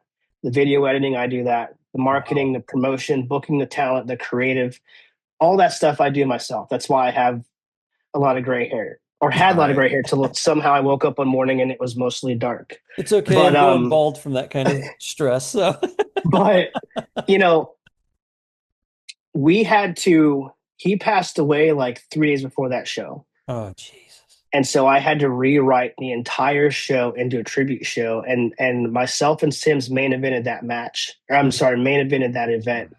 And that was the most emotional match I've ever had, but it's also one of the best matches I ever had because we were in there for a reason. Yeah. And literally, the way we decided who won that match is we flipped a quarter. Like, who's going to win?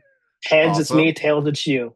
Right. And that's what we did. And we called everything in the middle of the ring. And I I hope we did right by Van by doing that. So I think yeah, I so. had to talk about Van before we Please, absolutely. transition. So I Absolutely. still have a few more wrestling questions though, yeah, and I like this one. I hope I don't trip you up too much. But when you work out, what's on your playlist?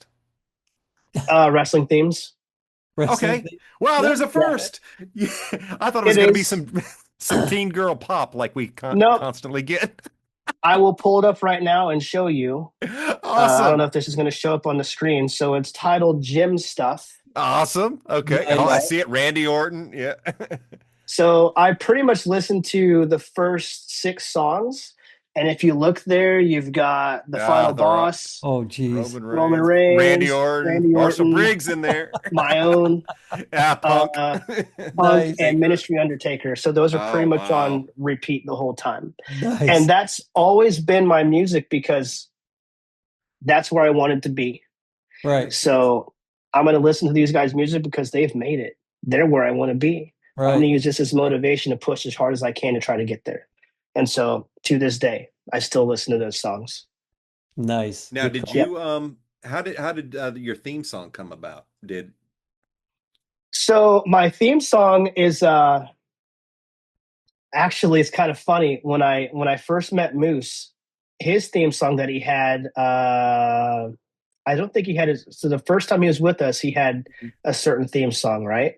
Right. And I said, "Hey, man," I was like, "So your interest theme was the first theme I used when I first started wrestling."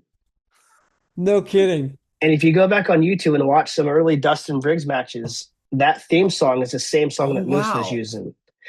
And so he's like, I don't remember what he one of his relatives like, bro, my cousin or whoever it was, my cousin made that track. Oh I was wow. No like, oh, kidding. really? No kidding. Yeah. I was like, this is crazy. So we, That's we great. had that for a while. And then I actually connected with a guy named Mikey Ruckus, who Mhm. makes the music for AEW. Um, Oh, nice. he wasn't with AEW at the time, Right. Right. but he made the first Marshall Briggs song. And then he got signed with Tony Khan. And then he made the second version of my song. And then he made the latest version of my song. So Oh, that is Nice. Mikey's awesome. been That's cool. Mikey's been so good to me. He made I think he made one of Sims's songs as well. And then Ocho, actually, one of his friends made his song for him as well. So Oh, that Nice. is cool. yeah, yep. That That's is cool. cool. Yeah, I didn't expect that answer. That to go around to that. You didn't trip me up, brother. No. No, No. we get some interesting ones. That one got me there. Well, let's talk Tombstone. I mean, it's very Yeah, obvious that Marshall Briggs, why you connect to multiple characters in this movie and themes of this movie. Right. Beautiful movie. What year was this, Dave? Do you remember? 1995. Ah, there we go. 95. Of course you would know. It's obvious you're a fan. I've seen this movie multiple times, but this time I watched a little deeper and I just, when he grabs the peacemaker and it's like, uh-huh, I see you, Yeah. Briggs. Yeah. So, That's Yep. funny. so folks, if you haven't seen the movie Tombstone, it is considered probably on the top of most people's must-watch list. It's one I have seen multiple times. It is the story of Wyatt Earp, starring Kurt Russell, the immortal Sam Elliott, Bill He Paxton. is an immortal. Yeah, he is. Man does not age. There's a long list of actors in this movie, It's but it's Kurt Russell, Bill Paxton, Val Billy Kilmer. Bob Thornton is in Val there. I don't know if you Kilmer, yeah, picked him Billy, out. yes, as the guy at the beginning, the dealer, The wasn't he? guy, The you guy gonna who's do slapping something everybody or stand around. there and bleed? Yeah. Yeah, Val Kilmer. Wow, Somehow Powers Sam Booth. Elliott. Somehow Sam Elliott looked the same in '95 as he does today. Don't know I how know, he's doing right? that, but yeah, I forgot a lot of Charlton Heston people. makes a small Yes. appearance Charlton there too. Heston. A lot of Yeah. people that weren't even stars yet are in this movie. Yeah. Yeah. Yeah. Yeah, Yeah. This is I kind of have an idea, but you tell me in your words, what In is your it own words. that just sings to your soul about this movie? Why is it just damn, this is good. I think just the story, and it's based off of real life, and that Mhm. ties in with wrestling. If you base something off of real life, you're going to connect with it. Right. And so, if you remember at the time, and younger kids won't remember this, but I remember Wyatt Earp, the movie, came out around the same time as Tombstone, and that had Kevin Yeah. Costner in it. Yeah. And Wyatt Earp was 2 VHS tapes.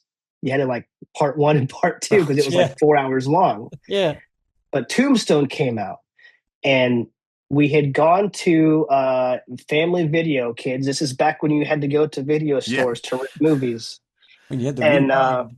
we had gone to Pizza Hut, and Pizza had one of my favorite pizzas. It was the Pizza Hut triple decker. It was a regular pizza, cheese pizza, and then pepperoni pizza on I top. never heard of this monstrosity. Pizza It Hut, was a bring it feast. back. We had got that, and we were watching this movie, and I just got drawn in because I was like, because I used to like westerns like John Wayne and Yeah. all that, but this movie was different because it was a newer movie. It wasn't old, Right. and so just the story, man. Like if you look at how, and I zero in on Wyatt Earp. I don't really pay too much attention to the brothers because they're secondary characters, in my opinion.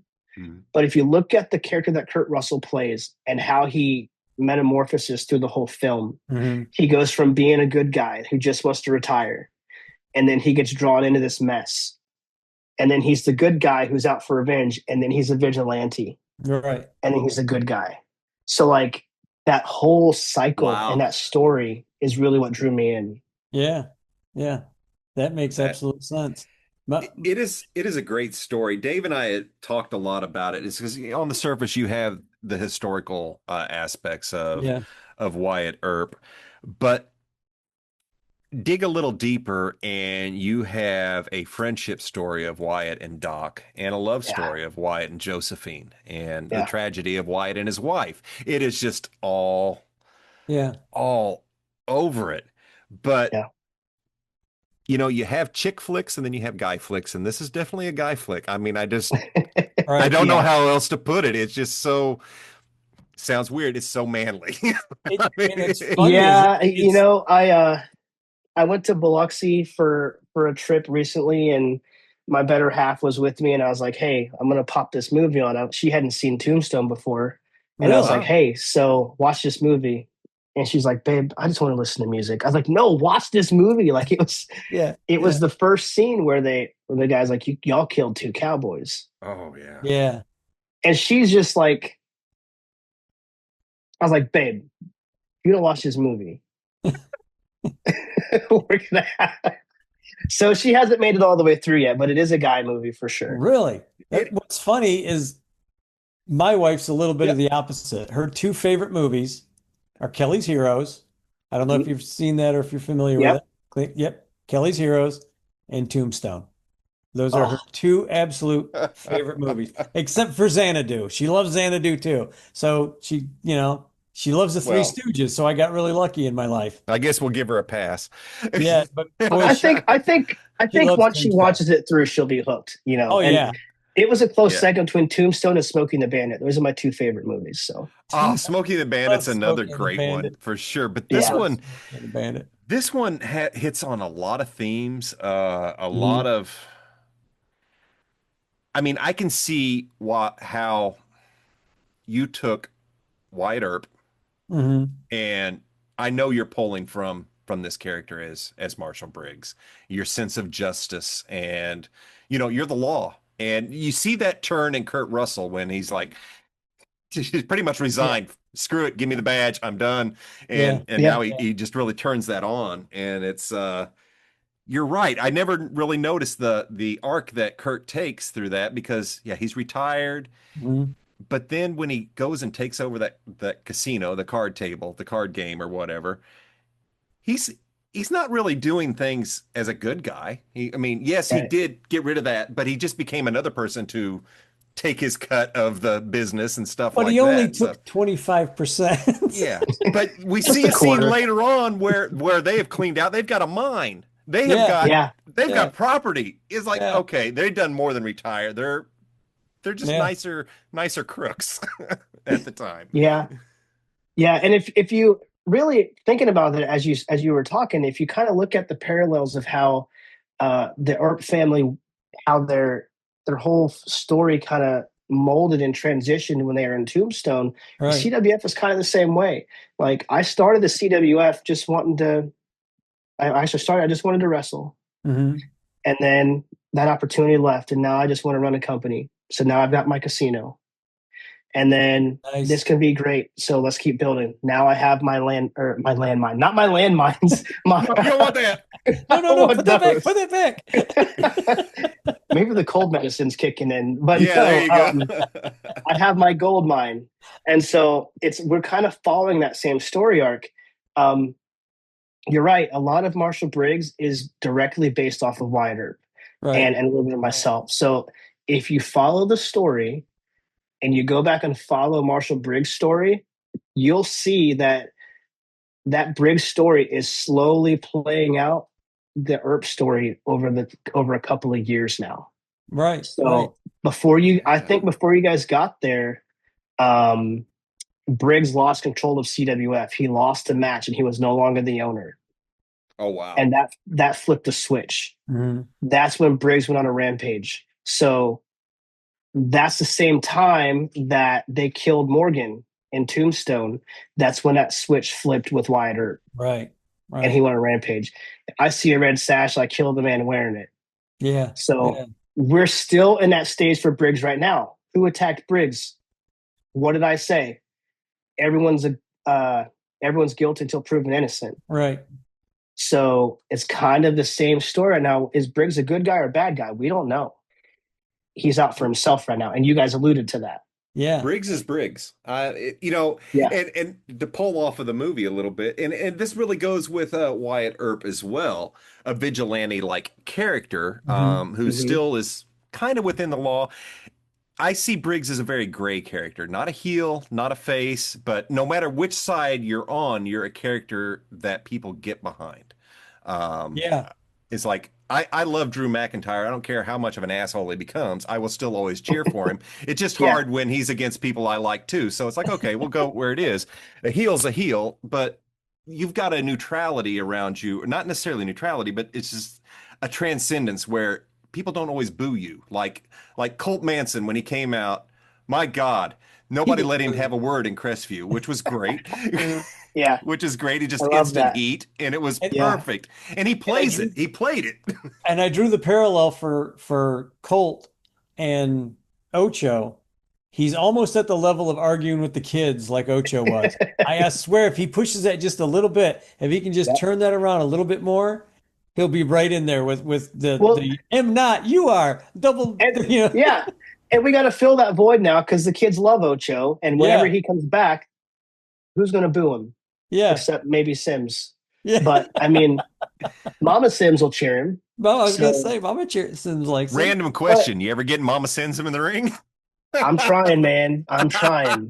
Listen, My I dream is got to hurt. watch to get Sims into the ring and he's losing and she jumps in and just body slams somebody. I don't know who, I don't know what when, but that's I keep waiting for it. I'm like, nope, she hasn't jumped the she yet. she is one of our best fans, and I've told her you add Oh so my much to God. our production, like She it's crazy. does.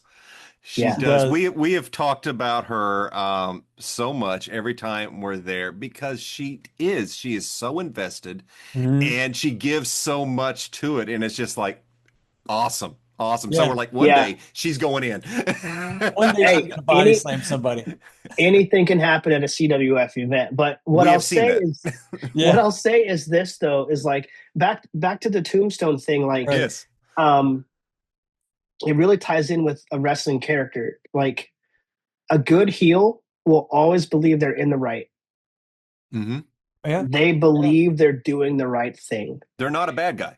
They're not a bad in Not their in their mind. They're own not a bad guy, not in right? their own So movie. They're not the bad guy. Marshall Briggs attacking Jack, he had that shit coming, right? Yeah.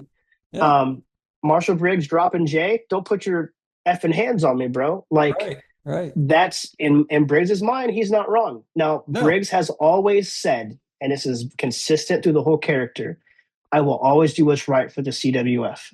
He's always said that. Yeah. So, Yeah. and I feel like for the most part, he's stuck to that. Um, if you guys go back to Flow Enterprise, Yeah. Yeah. um, You're Flow Enterprise morphed into the Enterprise because it was the best thing for the business in Briggs' mind. So that kind of goes Makes with sense. the flip side of things with Tombstone when the Cowboys joined with the sheriff Right. Right. and he deputized all the Cowboys because it was out of convenience. Yeah. Yeah. What a So there's weasel. a lot of parallels, and there's people, Briggs is a ripoff of Undertaker. I've had fans during my entrance. You're not the Undertaker. I was like, you're damn right, I'm not. I've But I'm heard glad, that. But you know what though? This is how I take it. Right. If seeing me makes you think of him, then I'm doing something right. That's correct. Because Exactly. at least you're thinking something. At least they But responded, right? at least they responded. But if you look at Briggs, the lightning directly pulls from the scene from Tombstone I got the lightning from is right after they killed Morgan. And Yeah. one of the best scenes of the movie where he's out in the pouring rain and he's just Mhm. losing his mind. And you can see he's mentally not there. Yeah. What's Yeah. there? Thunder, lightning strikes. That is a pivotal moment in the movie. That is that symbolism and foreshadowing of, okay, shit's about to change now. It's Yeah. on. They Look at killed his that. little brother. So the Briggs entrance theme, it ties in with that. And it also ties in with you called down the thunder. Well, now you got it. Yeah. So if Briggs comes out, someone has called down the thunder, boom, lightning strike. That's why that entrance is the way it It's is. brilliant. It's perfect. It hits what Brilliant. right with that moment. The crowd Yeah. knows is like, oh crap, something's about to go down. And the Briggs- back of the shirt is a straight quote from the movie. Yeah. And hell followed with That's him. what And you it's from the said the other Bible. day, Scott, Yeah. when we were Yeah. talking about this. You're like, Yeah. yeah, okay. Yep. It's funny because as soon as you say the movie that you liked that you wanted to watch, everything fell together for Marshall Briggs. I was like, okay, the cowboy hat, the trench coat, it's yes, that's it. That's where you're, and it's perfect because nobody, if you're not paying attention, and people who don't watch this show will still maybe not put it together. But if somebody said Marshall Briggs's favorite movie is Tombstone, Oh, it everyone was will just go, like of course it is. What else would it be? You Yeah. know? And so that's the key, like with new guys, when they're trying to come up with a character, and there's been multiple people even that don't work with us that have Uh-huh. asked me, hey, what's your idea for a character? And it's like, okay, what is something that you like but also represents you? Right. So in Tombstone, Wyatt and all of his brothers wore the Old West Undertaker style hats with the Right. flat brim and the Mhm. curved top. Briggs wears 90% of the time Justin brand hats, Mhm. and they're usually white painted straw. Unless I'm a bad guy, it'll be a black or a brown hat. Right. And because smart. I put the detail into the character of bad guys don't wear white hats. That's Right. old school. Mhm. So it's those little details. And I'll point something else out to you guys. Typically, Briggs only wears the brown trench coat when he's going into a fight, like when it's a big match. I only break that out for big matches. Okay. You know what? Yeah. Okay. Yeah. Yeah. My God, how could I miss that? I am Now not a we're gonna detective. know. Now I we're am gonna not know a it's down. detective. That's Now for you damn know. sure. So like there's small little details out, little Easter eggs out there. And it's really just kind of like a lead by example, like, hey guys, I may not ever be signed, may not have ever been signed, don't run a big school, but Mhm. I'm a student of the game. This is what I've learned. This is what I know works in our area. This is what I think is best. Right. So, Right. one guy asked me, I'm not going to mention his name, he's like, hey, I've got these little pop rock things that I want to use for my entrance. I'm going to throw them down. They're going to make noise. I'm like, okay, that's great. What does that do for your character? Mhm. I'm like, well, what do you mean? I was like, how does that relate to you? If anything, it's going to take focus off of you and to the cheap fireworks off to the side. So you want to be the focus of your entrance. This is what makes your money. This is what people Right. pay attention to. So if you're going to make tweaks, make it to yourself. So like with the merch, the Briggs, some of the Mhm. stuff is designed specifically so when Tim hits the lights, it reflects a certain way, Right. Right. and the Wow. lighting hits a certain way. It's I think this stuff out because I'm like, how can I make this character matter to these people? Mhm. That's all that we're trying to do is make it matter. And so lead by example is the biggest thing. Like I'm 40, so I'm in pretty good shape for a 40-year-old, I like to Yeah. say. Mhm. So like if I'm able to still work out and go to the gym and all that stuff, then Right. these younger guys that are on our roster, do the same thing. I'm twice your age. Like, Yeah. do the same thing. Mhm. Pay attention to little stuff. Like I just told you guys, if Briggs is wearing a white coat without the sleeves, maybe something big's going to happen. But if he's wearing a brown trench coat, It's definitely some going shit's down. about to go down. Definitely, yeah, okay. So little stuff like that, guys, and it really it does.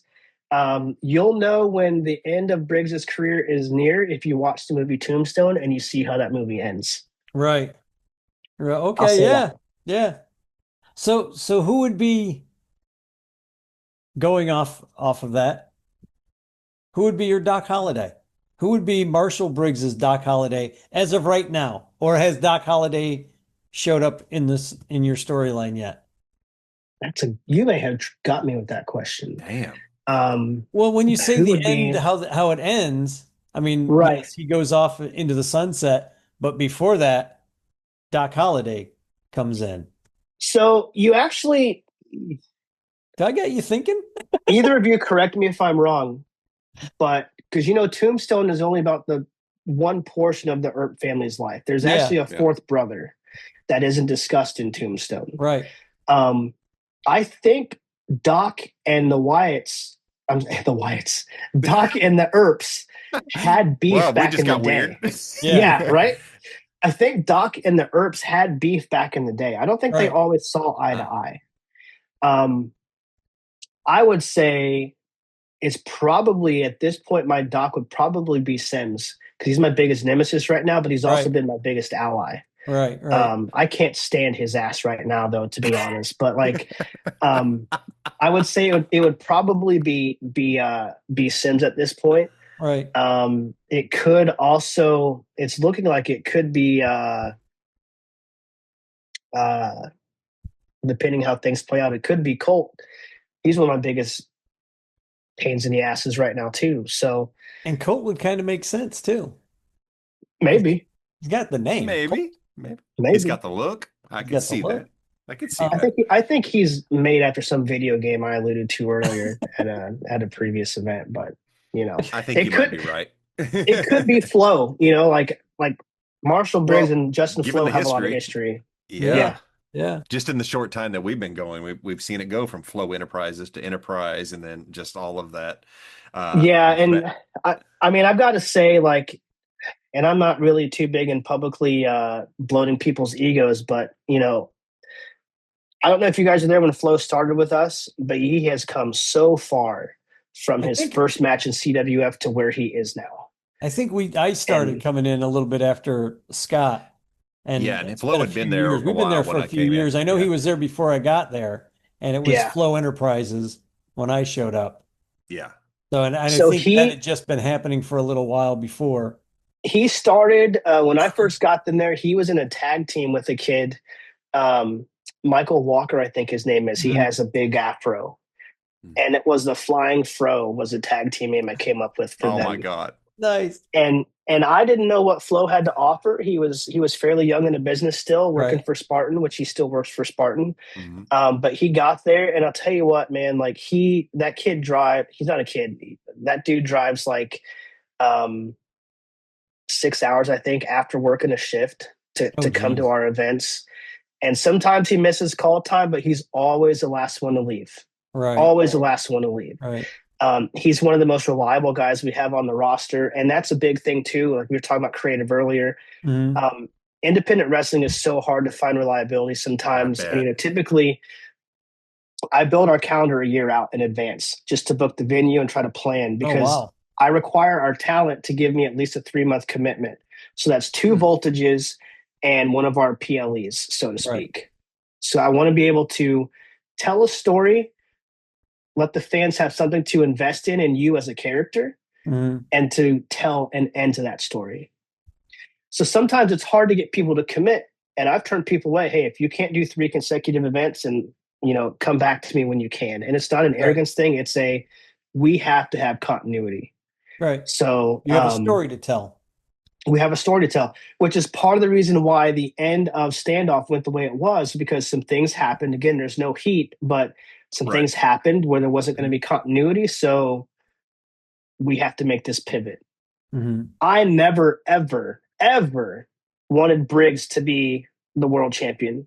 ever. Mhm. That was never in the cards. I still don't want to be the world champion. But if it's what the right thing is for the businesses to do, then we'll find a way to work through it. Well, And I it can damn hardly sure ain't wait to going to see who takes Sims. that belt. It ain't going to be Sims, I'll tell you that. Well, I got to say something about Sims. He's actually our next interview, and I was talking to him yesterday, Oh, and he you said, guys are going to lower your standards for him "Yeah, after we me? had we were equal opportunity." And I said, "Hey, we're talking to Ben tonight," and he's like, "Oh, I'm so sorry." So yeah, I guess it looks like the feeling's mutual. Whatever. Whatever. Whatever. So, I hope you get a lot of good shots from behind the Circle K where he hangs out, like I said last month. Oh, shots fired. So, yeah. hmm Bring it on. to get back to the movie, what are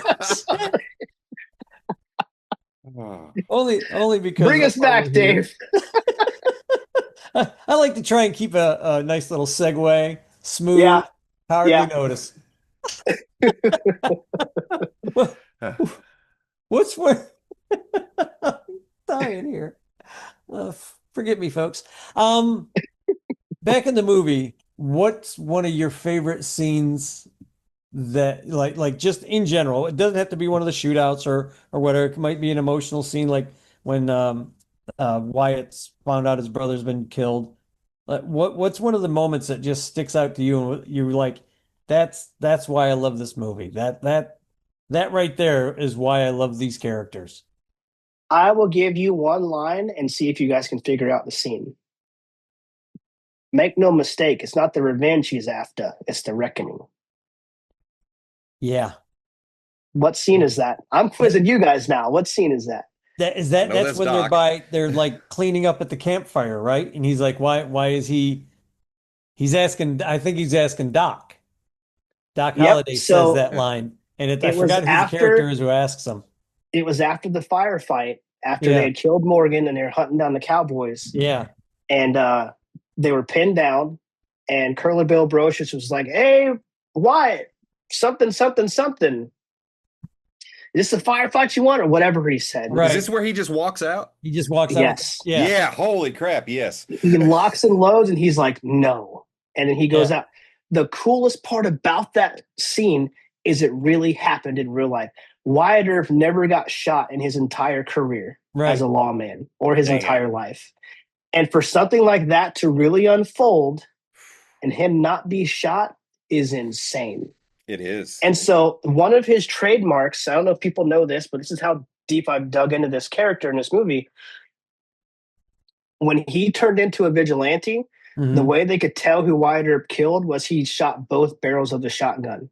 Oh, geez. So in the movie, when he kills Curly Bill, he Mhm. pulls both triggers and blows him away. Oh, And so that was his trademark of they knew Wyatt did it.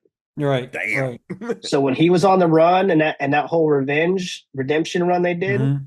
that's how they knew it was him. So that's my favorite scene because that really kind of ties in. It's the crescendo, even though they still had some more cleaning up to do, so to Mhm. speak. Yeah. That was a scene where it all comes home and you can see it's hitting him like they killed my brother, they've crippled my big brother, Mhm. my wife is gone. All I have left is these guys behind me. Yeah. And at the time, if you remember, Doc's tuberculosis was acting up. So I'm Mhm. sorry, not Doc. Yeah. Doc's Doc. he was starting to cough up blood, and Wyatt's like, "No, we're not going out like this." Mhm. And he nuts up, locks and loads, and goes and takes care of business. And if that's not a representation of how I look at life, Mhm. I don't know what is. Um, Life's going to throw you hardball sometimes. There's going to be a lot of shit you're going to go through, and you just sometimes you got to say, "No, this ain't going to work this way. This ain't how we're going out. I'm going to go take control of the situation." And that's what he did. And that's why I love that scene. That's a It's a great great scene, and That is a great wow. Yeah. scene. Yeah. I will say for me, the scene it does it for me is more on a cinematography aspect, and it is when they're at the OK Corral and all the close, tight shots Yeah. before the bullets start flying. Oh my Yeah. God, you could cut the tension with a knife in there. It's just so well shot. The whole movie's well shot. And you see how close those guys were. They were probably even Mhm. closer in real life, but And the thing close is, in that is movie. the wink from Doc Holliday triggered it Yes. all. Yes. They're like, Yeah. oh shit. That guy They knows knew he's it. the first one to go. Yeah, they knew Doc was Yeah. going. Oh. But you know what really sticks out to me about that scene is Josephine is in that place off to the left after Yeah, Ike she's not Clanton even runs getting in out They of there. have a the way. photo taken She's of her. just standing by the mirror. I'm like, okay, that's Hollywood. You Yeah. need to get your ass down, woman. Yeah, Yeah. she was just Right. standing there. But that's when you also have your heel turn of the sheriff, Yeah. Yes. Oh yeah. right? And so you're just like, Yeah. okay, so now I don't like this guy. Yeah. Yeah. So that's when they turned the Earps back babyface. Mhm. Actually, no, they were still babyface then because Yeah. they were just trying to disarm him, right? Yeah. If I'm remembering Yeah. They're right. just telling him to You, drop the you know, weapon. the more wrestling I watch and the more movies I watch, the more I start seeing the face and heel turns, thanks to Donnie Harris Jr. referring to every movie as a wrestling movie. Yeah. Yeah. Yes, But yes, he's you're right. right. It's actually you can see it because, and that's what you guys do in the ring. You're hitting those beats. You're hitting those notes to tell a story. If you're telling stories, and that's the thing, like, and I say at every single event, less is more. Like, you can go out there and do 50 different flips and moves and all that stuff, but then if there's no meaning behind it, fans are going to sit on their hands because they've seen it every match. They can watch it 4 times a week on TV, Yep. Right. and there's no meaning behind it. One thing Undertaker said, and I do listen to him a lot because he's one of the greats. Yeah. One thing he said about the way that he worked is if you watch all of his matches, even as Big Evil and the American Badass, Mhm. he works a slow, methodical pace. Mm-hmm. But then what do you get out of nowhere? Bam, bam. And you're just like, oh shit, what was that? What did he just do? Because now he's got your attention. He lures you in Right. Yeah. and then Right. some quick strikes. And you're just like, oh, wait a minute. And in my match with Colt that we just had, and I've done this in quite a few of my matches, if you watch, we'll have a double down spot. Mhm. And I picked this up from Shawn Michaels, where you're down and the ref's counting, and I will just lay there and I'm just listening. And what Mhm. I'm waiting for is usually if you time it right in your match, you'll hit that spot when they're about halfway. All right. You'll have your double down. And then what I'm listening for, if it was on a graph, is they're just kind of, I'm listening. Okay. When you get to that awkward silence of, are they like, what's going on here? Right. That's when you go. Because now they're drawn in because they're laying there and they're getting quiet because they're starting to be like, wait a minute, what's happening? Right. That's when you start to do that small movement, whether you twitch a finger or you twitch a leg Yeah, or you yeah. move your head. And if you watch any of my matches back, I will typically do that. And I'm listening to the crowd. Mhm. And then whoever I'm working with will be like, wait. And it's the hardest thing to do because you want to go. Right. Right. But it's just like, nope, wait. Okay, go. And that's when we start to go. And it's that Nice. ride that you take the fans on. And if you do stuff like that, if you watch my matches, punches, kicks, a couple suplexes, Mhm. number one, because I can't do much more than that at this point. Number two, I don't want to do much more than that at this point. Right. But number three, it's an easy night. And you don't have to do all this crazy shit Right. to get a reaction. Because listen, like, and I've told Jay this before, I was like, you're a tremendous athlete. Mhm. But if you do all this high flying stuff, every show you do it, now you have to top that the next event. Right. And then you have to top that. But if you save that and put it in your back pocket until you need it, they know you can do it. Mhm. But if you don't let them see it all the time, it means that much more. And everybody's Mhm. waiting for it. Everybody they're wants to waiting see for it. it. Everyone wants to see it even more. Yeah, that makes And sense. you give your bad guy you're working something to work off of, right? So like we know that Jay likes to do the splash off the top. Right. If he's going up there and that he's getting ready to go and that bad guy or that outside interference Yeah. comes and cuts it off, now Yeah. the crowd's pissed because you took it away from him. Exactly. It's psychology. Yeah. Yeah, I love it. I love it. It's like the movie. The movie is designed Yep. to take you on a journey, and so Right. are your matches. And I Yeah. say this every podcast. I love to be manipulated. I go to the matches to Yeah. feel something. Yeah. Because, and I've heard you say this as well, and I think a lot of people think this is, I enjoy wrestling because I like to escape the Mhm. reality. The world's got some shitty stuff going on, so I want to just go unplug and just watch a bunch of guys beat each other up and make me forget about troubles for a while. And honestly, it brings me back as a kid. And it's Yeah. just Yeah. Absolutely. it's just those moments, man. It's just so much. it's pulling the emotion. The fact that you guys sit there and listen and you're hearing the crowd. A lot of people, I promise you, do not understand what a professional wrestler does, because I envision this as an actor, a stuntman, and an athlete all rolled into one. And Yeah. Yeah. that's a lot. That's a That's lot. I can act. Yeah. I'm not an athlete. So, And so something that stood out to me, and not to take it down again, but real quickly, I'll just say when we went to Van's funeral service, Mhm. um, something his dad said, one of the first things he said when he was eulogizing his 20-something-year-old son was, wrestling is what Van loved. And he's like, Van loved the CWF because we gave him the chance to live his dream. Oh, And he man. put it in a context I never thought of before. He goes, I took my son to a WrestleMania 17, and I saw 18, and I saw the way he looked at Hogan and Rock when they came out, Mhm. like they were larger than life. mhm. And then I went to watch my son wrestle his first match at CWF, and little kids looked at him the way that he looked at Hogan and Rock. Oh, And so I tell our guys that, I'm like, look, we may be an independent promotion we could have 100 people, we could have 300 people, we could have 1,700 people, which is our largest crowd. mhm. But the fact is, those kids don't know any different. Right. They No. don't. All right. And I've told Dave this before, is one of my favorite things of going to the CWF matches is watching the kids.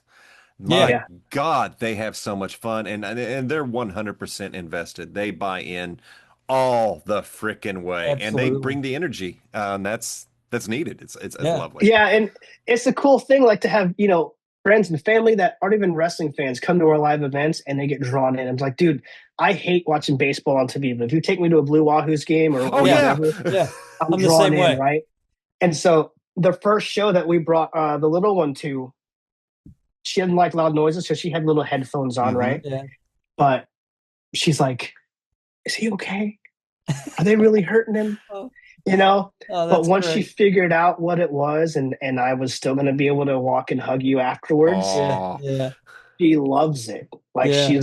she loves it. And it's like a lot of kids are like that. They may even not like wrestling, but they come to our shows, they have a blast. We load them up with sugar, parents at concessions. There you go. And you know, they It's just evident. have a blast. And that's what makes it worth it. That, and the fact that, a lot of our fans, we wouldn't be where we are at here if we didn't have the loyal fans here in Milton, because this area was dead for a while. Right. Right. And we've brought a lot of it back. And we've hit Pensacola, Milton. We're in Crestview now. We may try some other places in the future that reach out to us. But the fact that we can, like you said earlier, Scott, like let these people escape all the shitty stuff happening in the world right now, Mhm. Mhm. and understand, some of these people, guys, are deciding between, because I've done the demographics of our fan base, right? Mhm. That's what a smart businessman does.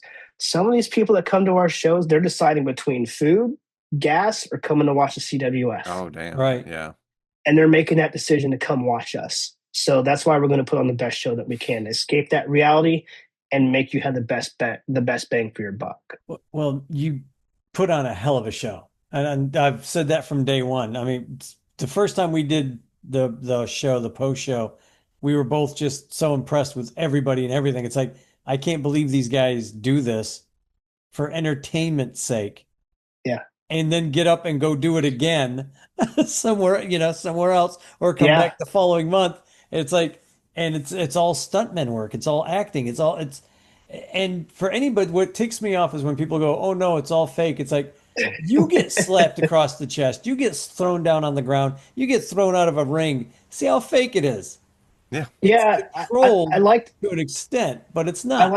like to tell people, oh, wrestling's fake. I'm like, is it? You can't fake gravity. Yeah. No, you Right. cannot. Like, No. you can't fake Chris Mason slamming into you, and God, no. a fact that a lot of people don't know, and if you go to a good wrestling show, you'll learn this. Every bump in the ring that you take Mhm. is the equivalent to a head-on collision at 30 miles an hour in a car. It has been scientifically proven. Oh That's a yeah. lot. And so that's why I tell our younger guys, we have bump cards, and you don't know how many punches are in your bump card. So take smart bumps. Right. They're Mhm. limited. There's people, it really used to piss me off. Oh, wrestling's fake. Why do you watch that fix? I'm like, why do you watch Walking Dead? How many zombies are on the street Yeah. right now? Right. Yeah. Or ER. They're not really doctors. Or ER. We don't care. How many 15-mile runways that you see in Fast and Furious have you come Oh my across? God, of all things. Like- Dude, I have to stop you there. When it comes to, I'm a fan of Fast and Furious. I love the franchise. It's family, brother. But that scene where they're on that runway after that cargo plane, dude, it's 30 minutes. And as a person that's worked on aircraft my whole adult life, Right. I'm like, there's no way. There's no way. That movie, was it 2020 where it was the end of the world or something? Yeah. Yeah. Yeah, I think so. Whatever, like this C-130 or C-17 just doing all these like F-15 moves. I'm like, dude, the wing box would break on that thing, and that Right, thing would be like, there's no way this is possible. So, but that's the thing. I'm like, Yeah. so you will buy into all of this stuff, but you'll Mhm. try to denigrate what these guys do, where people have died in the ring. Like, Yeah. Yeah. NFL has an off season. I've got turf toe. I can't. Okay, we're hurt. We still go to work. Right. Right. Boxing. How many fights do they have a year in boxing? Yeah. Same with UFC. Yeah. And it's like, if you look at some of the guys who have, really paid the price. Steve Austin was paralyzed. How many times has Triple H blown his quads out? Oh, God, yeah. Brian Pillman, Owen Hart, Undertaker wrestled with a freaking flak jacket on because he had every rib broken, and he went and wrestled a match. That's dedication. And so it used to piss me off, people saying it was fake. Mhm. But like Taker said before in an interview, I 100% agree. I know what I do. I know what our guys do. Mhm. I know our fans appreciate it. Yeah. And that's all that matters. Yeah. And Everybody else, you can talk about what we do, but guess what? You ain't being quiet about it. You're still talking about us. yeah. So, it's like, There you go. There you go. Absolutely. And that's why I love what you guys do, because I've watched and I have sat there and tried to figure out the secrets. I have tried to, it's like, I've said it before, it's like watching a magic trick and trying to figure out the magic trick, but I don't really want to know because I have so much vested at Yeah. the time, like I don't really want to know, but I kind of want to know.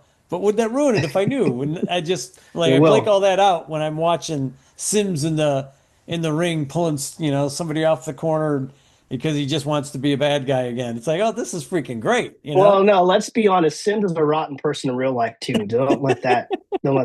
I told Mama Sims, like, I don't know where you went wrong, but your son's a jackass. So we'll just. I'll leave that where it it's is. bad. He's bad whenever his mama starts cheering you. And you hugs right? me in front of him. Yes. in front of him while you're getting ready to fight. So it's Yeah. like, okay, Yeah, I'm just saying. I hope he sees this, and I hope he says something on the 25th about it. So bring it on, Sims. Yeah. just curious, like how does that make you feel?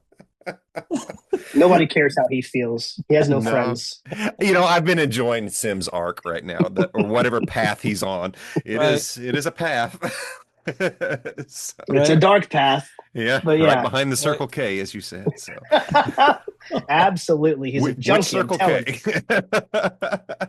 Whichever one's closest to where he is at that particular time. There you go. Hey, Yeah. $20 is $20, and that's I'll believe it at that. Sorry, Dave. I didn't just say felt that. the moment. We'll just. I'm wing just it gonna, there. I will say about him, there's he's paid a lot of dues, and if you watch his work, Mhm. he'll go the extra length. He's not the biggest guy, he's not the strongest guy, but he'll leave everything he has in the ring. Oh, And yeah. very rarely is he ever a person to say, no, I'm not going to do that for this person. He has no problem. If you look at how he works with Ocho, it's Oh, yeah. amazing, and I can't wait for Ocho to get his get those receipts back to Sims. Oh but yeah. I can't wait Man. to see that. Well, I think I remember- the whole fandom is waiting for that. I remember watching that show and I was blown away because I swear to God, there was a few of those hits. I was waiting for somebody to come through in an ambulance and just take Ocho out. I was like, holy crap. He had to hurt the next day. He had to be in so much pain the next day. I was just like, we haven't seen him since. So no. He's in a lot of pain. He's in a He's ditch a lot of somewhere. pain. But I will say this: I don't know when this is going to post, but You may see Jay get some revenge on Sims in the very near future. So I'll Oh just say yeah, that. All right, all I right. could see that happening. He's Yeah. messed with Jay for no I reason will be quite a few posting this times so probably far. before the next show, for Yeah. All right. Well, sure. there we go. So buy a There we ticket go. now.